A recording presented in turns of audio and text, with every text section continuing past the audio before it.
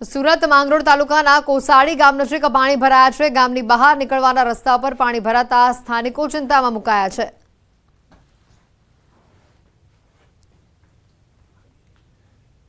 સુરતથી તસવીરો આવી રહી છે। ગામની બહાર પાણીનો ધસમસતો પ્રવાહ જોવા મળ્યો।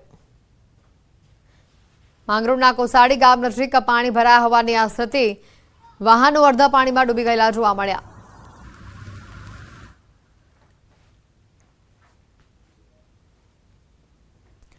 તો સુરત શહેરમાં મેઘરાજા મૂકીને વરસી રહ્યા છે। સુરત શહેર તેમજ આસપાસના ગ્રામ્ય વિસ્તારોમાં ધોધમાર વરસાદ વરસી રહ્યો છે।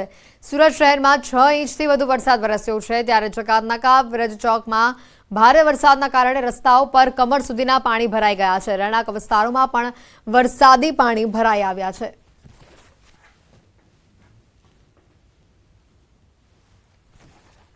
સુરતમાં ભારે વરસાદના પગલે જિલ્લાના ડેમોમાં પાણીની આવક થવા પામી છે। આમલી ડેમના 2 દરવાજા 0.45 મીટર ખોલવામાં આવ્યા છે। પાણી છોડવાના કારણે માંડવી તાલુકાના 27 ગામોને એલર્ટ આપવામાં આવ્યું છે। આમલી ડેમમાંથી પાણી છોડવાના પગલે ડેમ નજીક આવતા ગામોને સાવધ કરાયા છે।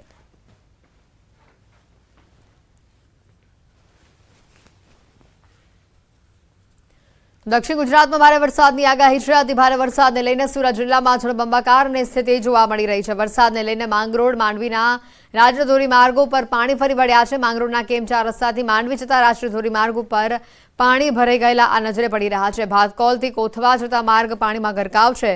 માંડવીના તડકેશ્વર નજીક માર્ગ ઉપર વરસાદી પાણી ફરી વળ્યા છે।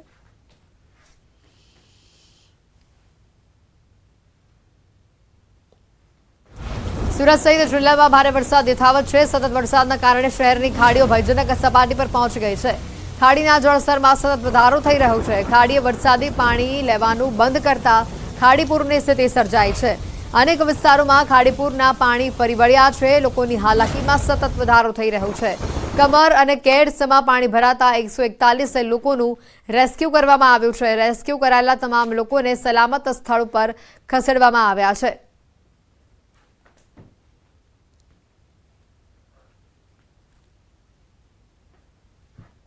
સુરત સહિત દક્ષિણ ગુજરાતમાં છેલ્લા 4 દિવસથી પડી રહેલા વરસાદને લઈ સુરતમાં તારાજીના દ્રશ્યો સામે આવી રહ્યા છે। સુરત ગ્રામ્યમાં પડેલા વરસાદનું પાણી જે રીતે ધીરે ધીરે ખાડી મારફત સુરતની વચ્ચેથી પસાર થઈ રહ્યું છે, જેને લઈને ખાડીઓ ઓવરફ્લો થઈ છે। દ્રશ્ય સીધા જોઈ શકાય છે।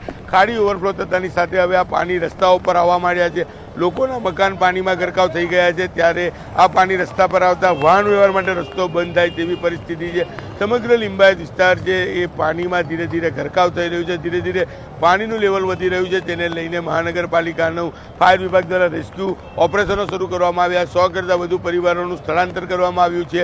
કહી શકાય છે કે રોડની એક બાજુ એટલે કે જમણી બાજુનો પટ્ટો જો કેમેરામેનને કહી કે દ્રશ્ય બતાવવાનો પ્રયાસ કરશે કે જમણી બાજુનો વિસ્તાર આખો પાણીમાં ગરકાવ થઈ ગયો છે અને ધીરે ધીરે આ ખાડીનું પાણી હવે મેઇન રોડ પર આવતા રસ્તાઓ ધીરે ધીરે બંધ થઈ રહ્યા છે। ત્યારે કહી શકાય કે સતત વરસાદ વરસી રહ્યો છે। સુરત ગ્રામ્ય હોય, સુરત સિટીમાં જે રીતે વરસાદ વરસી રહ્યો છે તેને લઈને હવે ધીરે ધીરે મુસીબતો વધી રહી હોય તેવા નજારા સુરતમાં જોવા મળી રહ્યા છે। કેમેરામેન ભરત બ્રહ્મભટ્ટ સાથે કીર્તેશ પટેલ, ન્યૂઝ 18 ગુજરાતી, સુરત।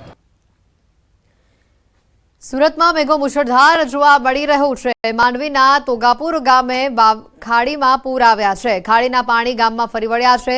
વાવ્યા ખાડીમાં પાણીનો ભારે આવક જોવા મળી રહી છે। તોગાપુર ગામે નીચાણવાળા વિસ્તારોમાં પાણી ભરાયા છે। વાવ્યા ખાડીમાં પૂરની પરિસ્થિતિ જોવા મળી રહી છે। માંડવીના તોગાપુર ગામે વરસાદી પાણી ફરી વળ્યા છે। ભારે વરસાદના પગલે સુરતના આ દ્રશ્યો ઘણા વિસ્તારોથી આ પ્રકારના દ્રશ્યો સામે આવી રહ્યા છે। વાવ્યા ખાડીમાં પૂરની સ્થિતિ છે। ઘણા નદી નાળા પણ છલકાઈ આવ્યા છે। માંડવીના તોગાપુર ગામે વરસાદી પાણી ફરી વળ્યા છે। લોકોના વનજવનમાં પણ હાલાકી ભોગવવી પડી રહી છે। વાવ્યા ખાડીમાં પાણીની ભારે આવક થતા રસ્તાઓ પાણીમાં ગરકાવ થયા છે। સુરત માંડવીના પાતાલ ગામે રસ્તા પર વરસાદી પાણી ભરાયા છે। ગામ નજીક આવેલા ગરનાળા ઉપર વરસાદી પાણી ફરી વળ્યા છે। પાણી ભરાતા રસ્તો ધોવાયો છે। પાણી ભરાતા ગામમાં જવાનો રસ્તો બંધ થયો છે।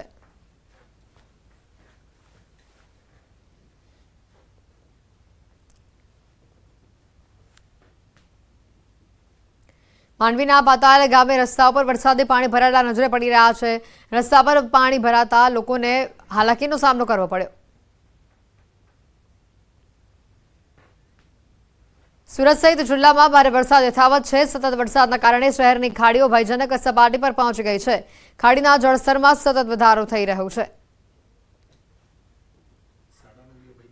સુરતમાં છેલ્લા 4 દિવસથી પડી રહેલા વરસાદને લઈને તારાજીના દ્રશ્યો સામે આવ્યા છે। ત્યારે મહાનગરપાલિકાઓએ ફાયર વિભાગ ખડા પગે લોકોની મદદ માટે ઊભા છે। ત્યારે આપણી સાથે મહાનગરપાલિકાના અધિકારીથી લઈ ફાયરના અધિકારી આપણે સીધા વાત કરીશું। સાહેબ, સૌપ્રથમ આપનું નામ?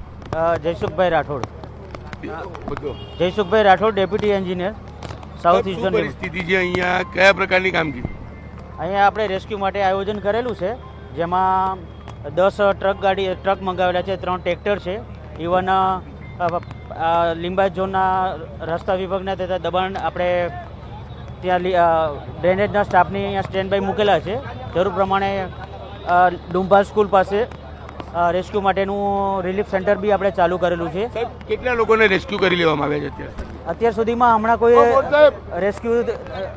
રેસ્ક્યુ કરવામાં આવેલ નથી, પરંતુ જે લોકો રેસ્ક્યુ થવા માગશે એ લોકોને આપણે ત્યાં ડુંભાલમાં સ્કૂલમાં ત્યાં એ લોકોને રેસ્ક્યુ કરીશું।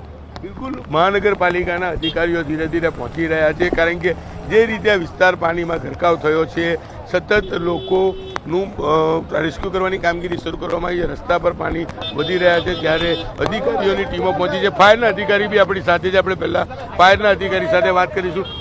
કૃષ્ણ મોડ સાહેબ, શું કહેશો? બોટ ઉતારવામાં આવી છે? આ બોટ ઉતારવામાં આવી છે, કાર્યવાહી ચાલુ છે। જેને સ્થળાંતર કરવું હશે તેને કરી આપીશું। સતત પાણી વધી રહ્યું છે? હા, સતત પાણી વધી રહ્યું છે। આપણે આપણી ટીમ ફાયર ડિપાર્ટમેન્ટ ખડે પગે અત્યારે રેસ્ક્યુ ઓપરેશન તેમજ સ્થળાંતર માટે તૈયાર છે। આપણે સજ્જો સામાન જોડે આપણે તૈયાર છે। ધીરે ધીરે પાણી હવે ખાડીમાંથી મેઇન રોડ ઉપર આવી રહ્યા છે, મકાનો ગરકાવ છે। હા, એ થયું છે થોડું, પણ જો એમને બહાર આવવું હશે તો આપણે 100% એમને બહાર કાઢી આવવા માટે આપણી બોટ અહીંયા તૈનાત છે। બિલકુલ, ઉચ્ચ અધિકારીઓ પહોંચ્યા છે।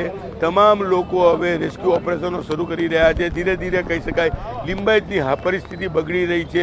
હજારોની સંખ્યામાં રહેતા લોકોના મકાન પાણીમાં ગરકાવ છે, રહેવા સરસામાન પાણીમાં ગરકાવ થયો છે। ત્યારે કહી શકાય કે નીચે પાણી અને ઉપરથી સતત વરસી રહેલા વરસાદને લઈને સુરતના લિંબાયત વિસ્તારના લોકોની સમસ્યામાં સતત વધારો જોવા મળી રહ્યો છે। કેમેરામેન ભરત બ્રહ્મભટ્ટ સાથે કીર્તેશ પટેલ, ન્યૂઝ 18 ગુજરાતી, સુરત। તાપી જિલ્લામાં સાર્વત્રિક મેઘમહેર થઈ છે। સવારે 6 વાગ્યા સુધીમાં તાપી જિલ્લામાં વરસેલા વરસાદની વાત કરીએ તો વ્યારામાં 6.96 ઇંચ, ડોલવણમાં 6.4 ઇંચ, સોનગઢમાં 5.52 ઇંચ વરસાદ નોંધાયો છે। વાલોડમાં 4.4 ઇંચ, ઉચ્છલમાં 2.76 ઇંચ, કુકરમુંડામાં 0.72 ઇંચ અને નિઝરમાં 0.36 ઇંચ વરસાદ નોંધાયો છે। તાપીના ઉકાઈ ડેમમાં હાલ 31,206 ક્યુસેક પાણીની આવક છે, જેની સામે જાવક 600 ક્યુસેક છે। પાણી ડેમમાંથી છોડવામાં આવી રહ્યું છે। હાલ ડેમની સપાટી 314.68 ફૂટ ઉપર પહોંચી છે। ડેમનું રૂલ લેવલ 333 ફૂટ છે, જ્યારે ડેમની ભયજનક સપાટી 345 ફૂટની છે।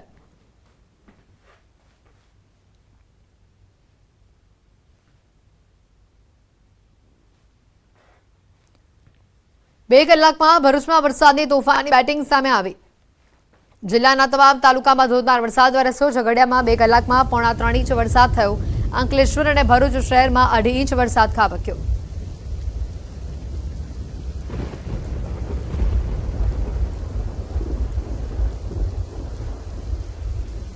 તો આ તરફ નવસારીના દરિયાના ભારે કરંટના દ્રશ્યો સામે આવ્યા છે। દરિયામાં કરંટ વધતા ગામમાં દરિયાના પાણી પ્રવેશ્યા છે।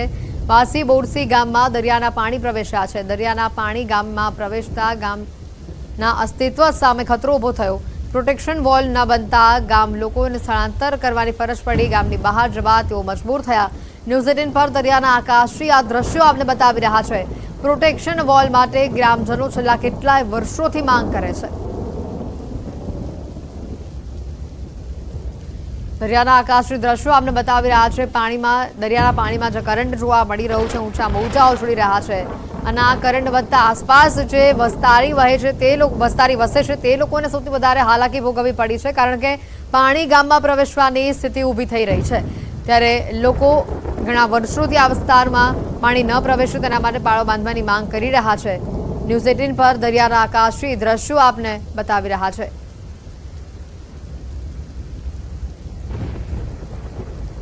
નવસારી સહિત ઉપરવાસમાં ભારે વરસાદ જોવા મળી રહ્યો છે। વરસાદના કારણે નવસારી જિલ્લાની અંબિકા, કાવેરી અને પૂર્ણા નદીની જળસપાટીમાં સતત વધારો જોવા મળી રહ્યો છે।